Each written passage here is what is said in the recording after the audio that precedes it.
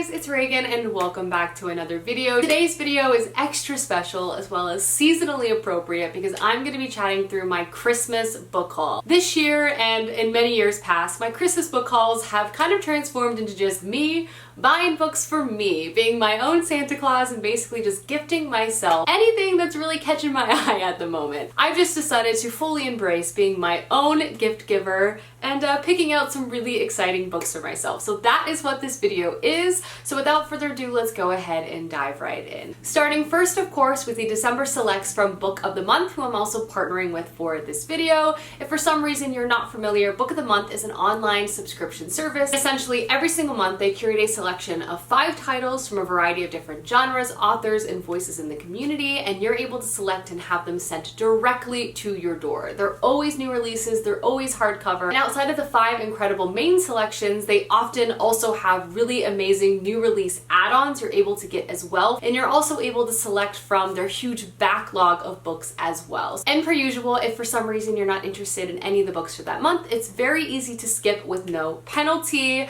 This month they actually gave me a very special offer code for you guys, basically allowing any new member signing up to get their first book for only $5. An absolute steal. A brand new hardcover delivered right to your door for only $5, and you're able to access this by using the code JOLLY. I will leave a link, of course, to their site as well as have the coupon code link down below. But let's chat a bit more about some of the selects you're able to get for the month of December. The first 2 books you're able to select from, one is a collection of essays and the other is a memoir. The first is The Anthropocene Reviewed by John Green, which is a collection of essays basically about John Green kind of musing about the world as it currently is. I like John Green's kind of witty, humorous writing, and I feel like he'll have some really interesting insights to provide throughout these essays. The memoir you're able to select from is Somebody's Daughter, a memoir by Ashley C. Ford, and this is the author kind of recounting growing up as well as her own childhood with her father being incarcerated. I've heard wonderful reviews about this story, particularly as it follows our author as she embarks on a powerful journey as a young girl. She tries to find the threads of who she is and who she was born into. So excited to add this to my shelf, and this is another selection for the month. The next 3 books I would say are my personal favorites from Book of the Month, but again, they always have so many great books from a variety of different genres. The first is just fun. It's a great holiday book to pick up. I feel like it's going to be a fast read and adorable, and that is The Holiday Swap. And this is a Christmas rom-com. I got Into Holidays last year from Book of the Month and loved it. I felt like it was such a fun story to read during the holidays, so I'm so happy they've put out another holiday rom-com option for December. And the setup of the story honestly just sounds hilarious. It basically follows 2 twins, Cass and Charlie. Charlie, at the beginning of the story, who is a celebrity chef, was hit in the head during the recording of one of her reality cooking show episodes. This essentially made her lose her ability to taste and smell, which is obviously a very critical ability to have when you are a chef. And our other main character, Cass, still lives in the twins' hometown, and she runs a bakery. She's struggling to hold her own life together, especially in the midst of a breakup that just won't seemingly end.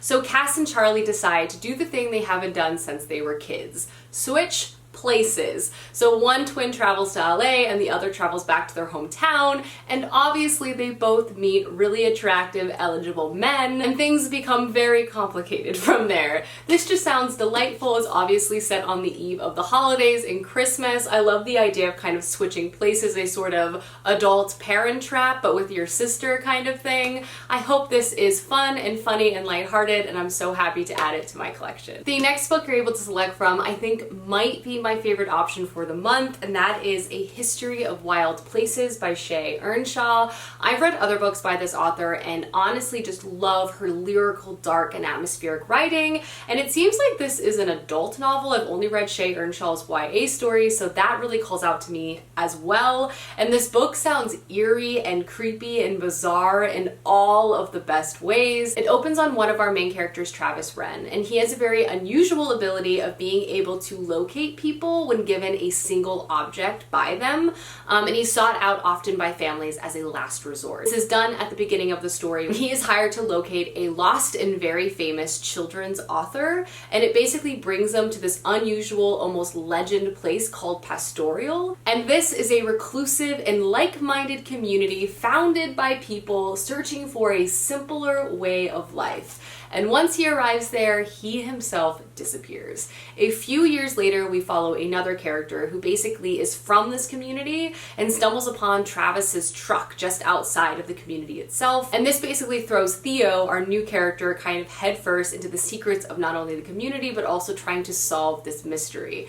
This book just sounds weird and unusual and creepy and dark. I already know I love this author's writing so much, and I'm hoping this is just like a haunting, psychological, bizarre story that will just keep me on the edge of my seat. I also like that it's kind of set in the reclusive wilderness. I don't know. Everything about the synopsis calls out to me, and I can't wait to read it. And the last book I'm going to show off for book of the month is Olga Dies Dreaming, and this honestly sounds incredible on so many different levels. This is a story that examines political corruption, familial strike, and the very notion of the American dream, all while asking what it really means to weather a storm. And it follows our main character Olga, who lives in New York City, and she is a very popular wedding planner. She basically designs weddings for the top 1% in New York City, and while she and her brother are very well known to the outside, behind closed doors, things aren't quite so rosy. Not only is she having a hard time finding love herself, she and her brother were raised by their grandmother after their mother decided to leave them when they were children to advance a political cause by a militant group back in Puerto Rico. But on the winds of the hurricane season, their mother comes back into their life after she leaves Puerto Rico ahead of Hurricane Maria. This book is set in New York City, but also with the backdrop of one of the most devastating hurricanes in Puerto Rican history. This follows our main character as she's forced to confront long-held family secrets and also have to deal with the real reality of kind of her family coming back together during this harrowing time.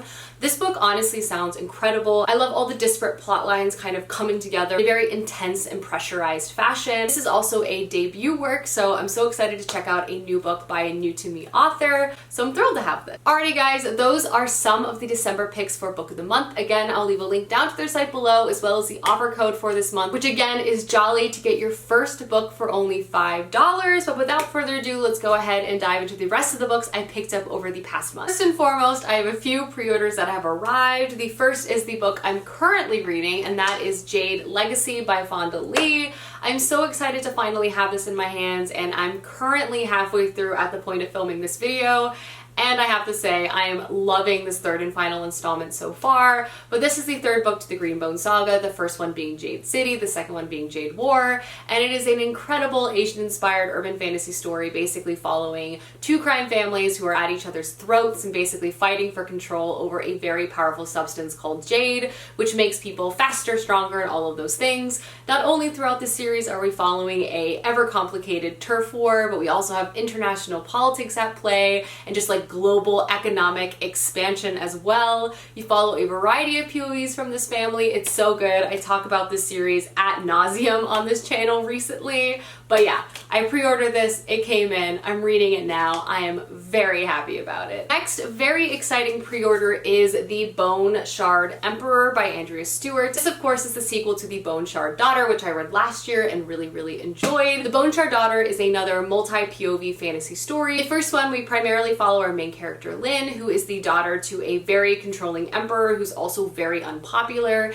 He's able to maintain his power by using something called bone shard magic, which allows him to power up puppets at varying degrees of intelligence to kind of control everything and the empire itself. We also follow a variety of other perspectives, from a smuggler to other individuals looking to overthrow the empire. The first book I thought really laid a great foundation to this fantasy world. I really enjoyed the writing, and the magic itself was super intricate and something I really enjoyed learning more about.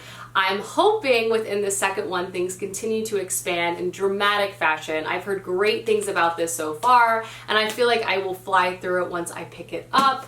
I don't know, I'm thrilled to have this. I really enjoyed the first one, so this was another pre-order I have been waiting all year for and happy to add to my shelf. I'm also happy to see it's a bit longer than the first one, so I'm just hoping for lots of world building, you know? And the next book I pre-ordered was Cytonic by Brandon Sanderson. This is the third book within the Skyward series, which I personally have really enjoyed. I wouldn't say it's my favorite by any means, Brandon Sanderson series, but I do think it's a really fun, action-packed YA sci-fi book that's really hard to put down, very plot forward as you would expect from a Brandon Sanderson story, and I really loved Skyward and Starsight. So I'm really looking forward to see how the series continues to expand. I want to say this is going to be 4 books, but please don't quote me on that. I also know there are some short stories I need to read, I think, before picking this up. But Skyward basically follows our main character Spencer, and she lives on a planet where military combat and aggression is highly celebrated. In fact, if you aren't outwardly aggressive or like wanting to fight for your planet, you're viewed as a coward and also kind of renounced within society. Like, you don't really have a good job or good standing. Spencer herself dreams of becoming a pilot to protect her planet from these outside invaders that are constantly attacking their base. But unfortunately, her father, who was once a very famed pilot, basically gave up in battle, which not only marred him, but marred their entire family, so she's not allowed to become a pilot. But one day in the first book, Spencer stumbles upon an abandoned ship, which introduces her not only to some new technology, but also sends her on an intergalactic adventure, and also forces her to uncover some really chilling realities of the hidden politics of where she lives. I think this series is really interesting. Specifically, I really appreciate how Brandon Sanderson explores this culture of aggression that's very much present on this planet. And then obviously as we kind of expand to new places and seeing more technology, and as the conflict itself grows in a larger interstellar way, it's just been really entertaining. So I'm looking forward to picking up this third book. I've heard good things. I'm hoping I like it more than Starsight, which I enjoyed but didn't love quite as much as Skyward, but time will tell. I pre-ordered this, added it to my shelf. I'm hoping to read it soon. Me with every book. I hope to read this soon. What does that mean? We don't quite know. The last book I had an immediate pre-order for is Our Violet Ends by Chloe Gong. I've heard so many good things about this series. No, I have not picked up the first one, which is Our Violent Delights, I want to say. I've heard the first one is good, but I've heard this second one is excellent, which just makes me so excited about this series. This is basically a reimagining of Romeo and Juliet set in Shanghai, and it's basically about two battling gangs, which calls out to me in every single way, shape, and form. I don't really need to hear much more than that, but I do hear that the intensity and the combat and just the overall wildness to this plot and story expands in wild ways in the second book. I've just been seeing it everywhere on YouTube, on Instagram, so I'm excited. I usually don't love Romeo and Juliet stories, but a brutal reimagining about two different gangs going at each other's throats in the 20s, I'm sold, you know? So I did pre-order this. I want to start this series soon, but again, I say that about every book. Next up is the second book to a series I started recently and I hope to actually read very soon. It's on my TBR for the month, and that is Before They Were Hanged by Joe Abercrombie. I read The Blade itself near the tail end of November and loved it so much I immediately went out and bought this second book.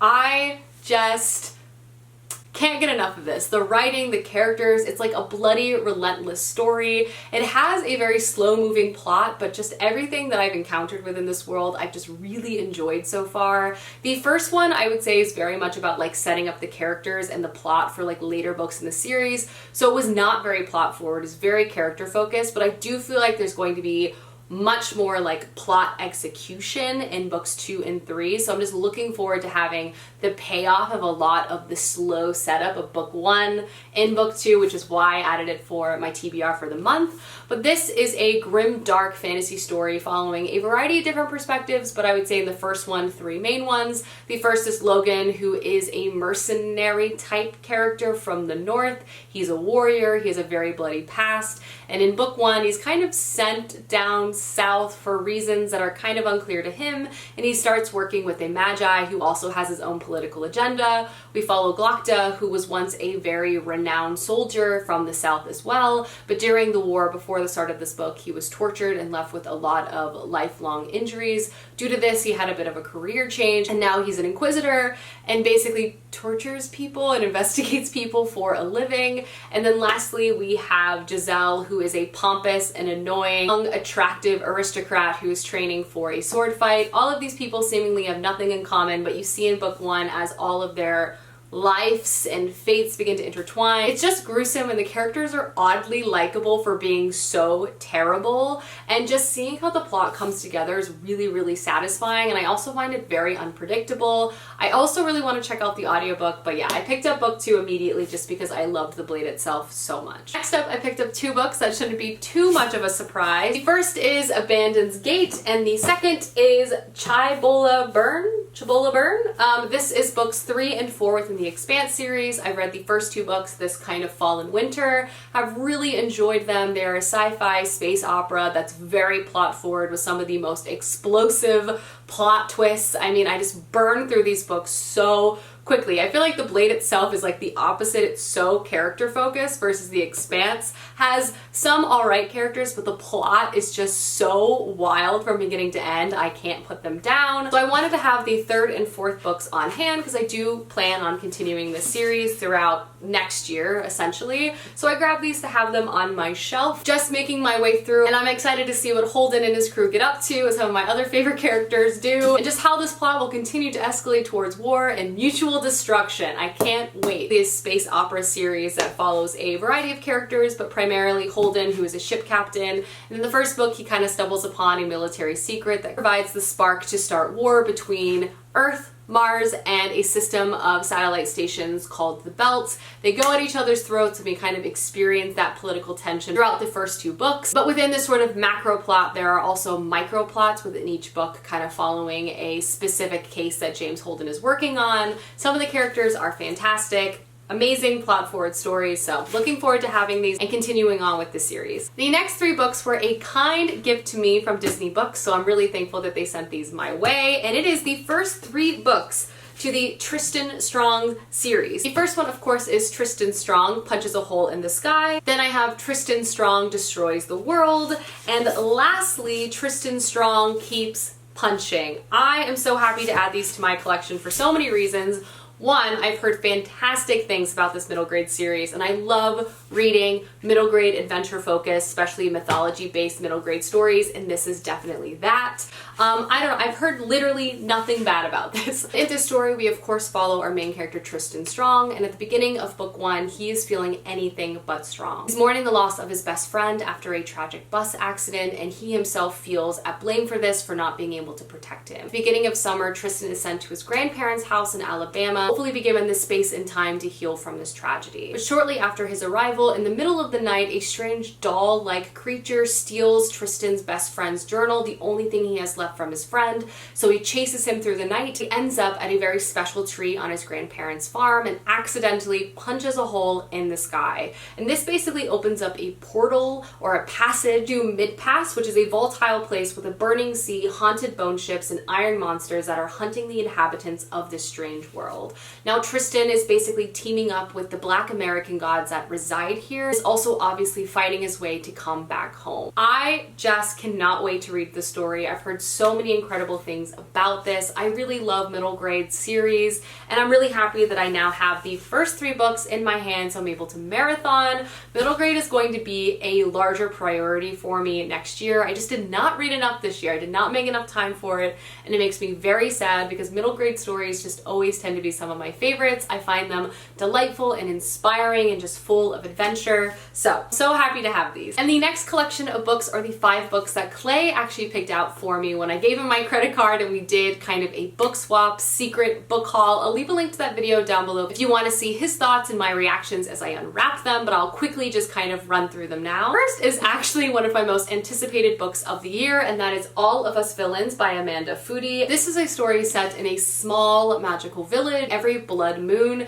the families there compete against each other to the death, and the winner basically has control of the village and the magic itself. Usually this sort of competition is contained just to the village. After a salacious tell-all book shares this competition with the world, all of a sudden it has thrown a spotlight on this year's competition and the 7 champions that will be competing in it. This concept just sounds absolutely fascinating to me. A dark and bloody ritual that has been in existence for a long time, now kind of getting a pop culture spotlight, and all of a sudden a huge worldwide audience will now be consuming it for entertainment. It sounds dark and gruesome and also just unique and smart. I've heard great things about this. I'm so happy Clay picked it out for me. The next book is on my December TBR, and that is The Chosen and the Beautiful. And this is a queer and magical retelling of The Great Gatsby, centering a Vietnamese immigrant. I feel like all these new elements are really going to propel this well-known classic to new heights, and I'm really looking forward to picking this up. I've heard such good things about the writing, dazzling and dark and just bold. So this is on my December TBR. It's also a recent recent pickup for me, and I can't wait. Next book Clay picked out to me is The Sympathizer by Viet Thanh Nguyen, and this is the winner of the Pulitzer Prize, and also just a really interesting book, and I'm trying to add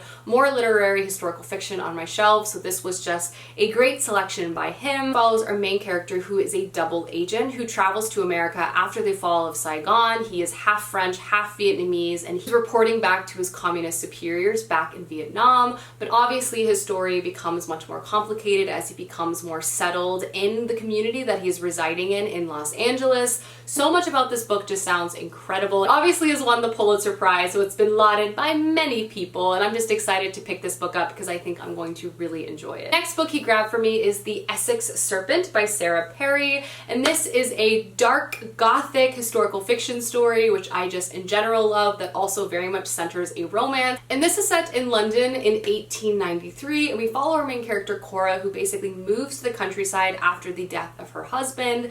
After she arrives there, she basically hears this mystery of this Essex Serpent, a sort of mythical creature that has been roaming the countryside for like 300 years. And after hearing this, she decides that she wants to investigate herself. This investigation results with her crossing paths with a man named William Ransom, and their lives kind of begin to intersect, and they also become drawn to one another. I feel like this is going to be really lyrical. I love a gothic romantic story set in London, so like all of those things I find to be super appealing. I love the cover. Apparently this was a super popular book in the UK, but I had never heard of it until Clay grabbed it for me, so I'm really looking forward to this. I'm hoping to read this soon. Again, I know I've said that countless times throughout this video. And the last book I have to show off is Project Hail Mary by Andy Weir, a very beloved sci-fi new release by Andy Weir this year. I am really excited about this. I read The Martian many years ago and really enjoyed it. I did not read his second release as I heard not so great things about it, but I've seen many positive reviews about this. A new well-received space thriller by Andy Weir. I could not see anything but yes. And this follows our main character Ryland, and he is the sole survivor of a last-ditch mission to save humanity itself. He wakes up after a long sleep and finds that he is the only surviving member of his crew.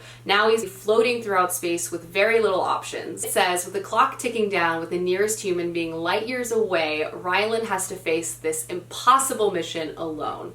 Or does he? The synopsis itself is very vague, just kind of giving us a setup to what seems like a very explosive thriller in space. I really enjoy Andy Weir's writing. I hope it's very like sci-fi, mechanical forward, but we'll see. I will definitely let you know my thoughts and feelings when I do pick this up. Alrighty guys, that is my Christmas book haul. Let me know down below some books you've picked up recently, as I would love to know, and I will see you soon with another video soon. Goodbye!